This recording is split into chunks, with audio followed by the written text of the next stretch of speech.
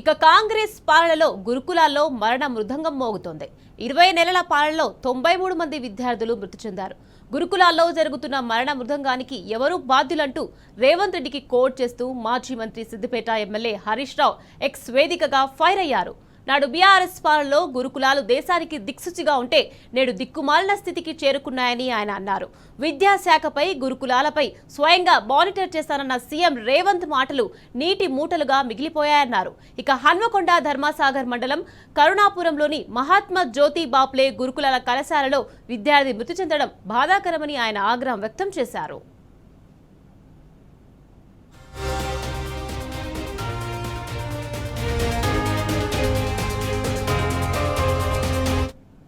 యాదాద్రి భువనగిరి జిల్లా చౌటుప్పల్ మండలం తుఫ్రాన్పేట బీసీ బాలికల గురుకుల పాఠశాలలో విద్యార్థిని ఆత్మహత్య చేసుకుంటే దేవరకొండ ఎస్టీ బాలికల గురుకులాల్లో ఫుడ్ పాయిజన్ తో 15 మంది ఆసుపత్రి పాలయ్యారని హరీష్ రావు ఆవేదన వ్యక్తం చేశారు. ఇక మేడ్చల్ జిల్లా షామీర్పేట్ మండలం బీసీ గురుకులంలో పురుగులన్నం మాకొద్దంటూ విద్యార్థులు రోడ్డెక్కారంటే పరిస్థితి ఎంత దిగజారిందో అర్థం చేసుకోవచ్చన్నారు.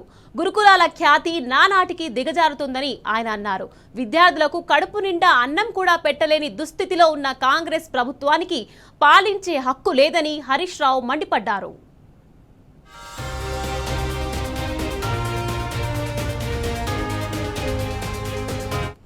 విద్యా వ్యవస్థ పట్ల రేవంత్ రెడ్డి చూపిస్తున్న నిర్లక్ష్య వైఖరి వల్ల లక్షల మంది ఎస్సీ, ఎస్టీ, బీసీ పిల్లల భవిష్యత్తు ప్రశ్నార్థకం అవుతుందని హరీష్ రావు, విద్యా సంవత్సరం మొదలైందంటే పిల్లలు బడికి వెళ్లి చదువుకుంటారని సంబరపడాల్సింది పోయి వారి ప్రాణాల గురించి ఆందోళన చెందాల్సిన పరిస్థితి తల్లిదండ్రులకు వచ్చిందని ఆయన వాపోయారు.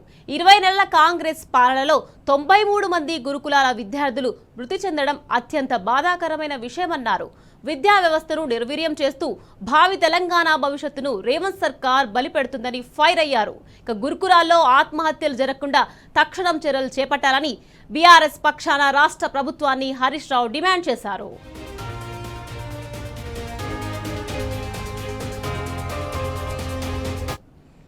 రైట్, ఇదే విషయానికి సంబంధించి మరింత సమాచారాన్ని మా ప్రతినిధి లివిల్ అందించేందుకు సిద్ధంగా ఉన్నారు. లివిల్, చెప్పండి, కాంగ్రెస్ పాలనలో గురుకులాల్లో మరణ మృదంగం మోగుతుంది.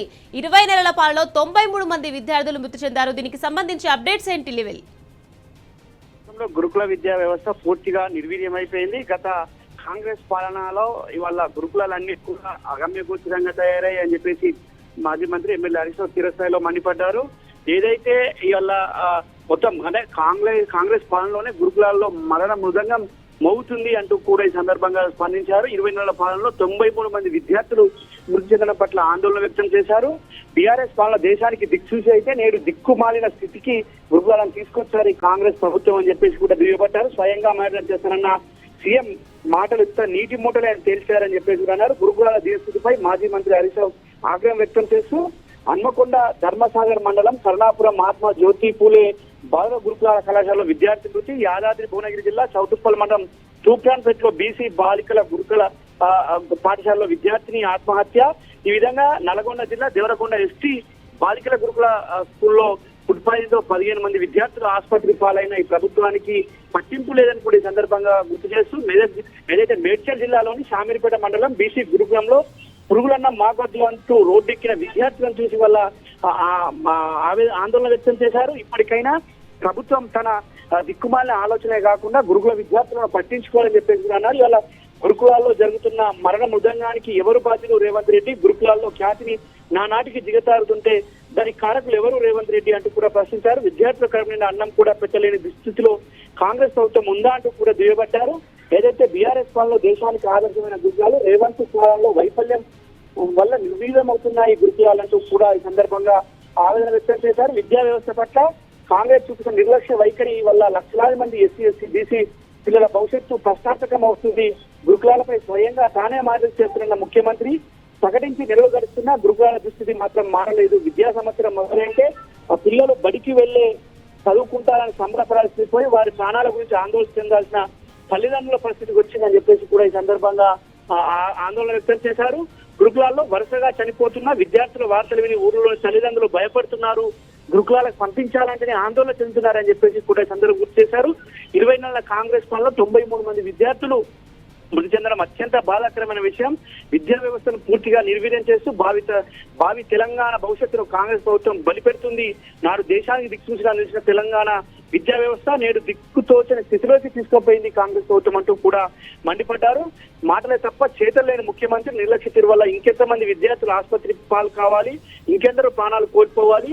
రాష్ట్రంలోని ఎస్సీ ఎస్టీ బీసీ మైనార్టీ గురుకుల మెస్ ఛార్జీలు చెల్లించేందుకు గ్రీన్ ఛానల్ ఏర్పాటు చేసిన వర్గాలు పలికి ఏడాది అవుతుంది కానీ అతి లేదు గతి లేదంటూ కూడా విమర్శించారు. ఉడకని అన్నం, నీళ్ల చారు, నాణ్యత లేని పప్పు ఇదలేక విద్యార్థులు ఇబ్బంది పడుతున్న కాంట్రాక్టర్లు బిల్లులు చెల్లించలేక గుడ్లు పండ్లు విద్యార్థులకు అందించని దుస్థితి ఈ కాంగ్రెస్ 20 నెలల పాలనలో దాపురించింది. ఇంకెన్ని రోజులు విద్యార్థులు పస్తులు ఉండాలి, ఇంకెన్ని రోజులు గొడ్డు కారం అన్నం తిని కడుపు నింపుకోవాలి అంటూ కూడా ఈ సందర్భంగా ప్రభుత్వాన్ని సూటిగానే ప్రశ్నించారు.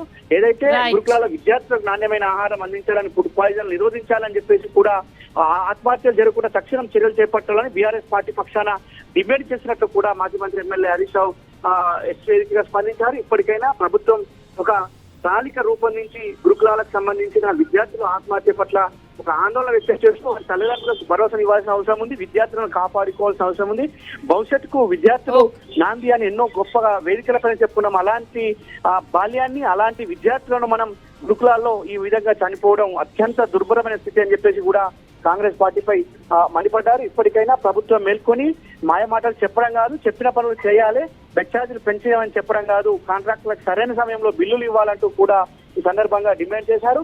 లేని పక్షంలో బీఆర్ఎస్ పార్టీ ప్రభుత్వంపై పోరాటానికి నడుంపించింది. బీఆర్ఎస్ పార్టీ తరఫున ఈ సందర్భంగా ప్రభుత్వాన్ని హెచ్చరిస్తున్నామని కూడా ఈ సందర్భంగా ఎక్స్ వేదికగా స్పందించారు.